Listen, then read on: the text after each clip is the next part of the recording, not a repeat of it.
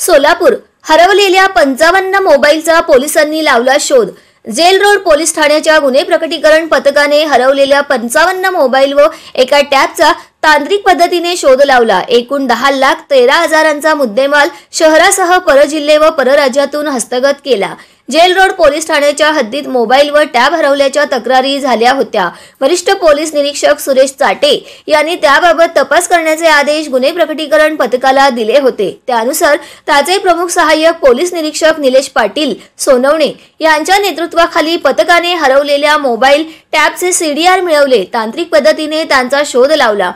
Police निरीक्षक चाटे भाऊराव बिराजदार यांच्या मार्गदर्शनाखाली सहाय्यक पोलीस निरीक्षक पाटील सोनवणे, पोलीस कॉन्स्टेबल बाबर देखाणे वायदंडे, सायबरचे अर्जुन गायकवाड, प्रकाश गायकवाड यांनी ही कामगिरी केली।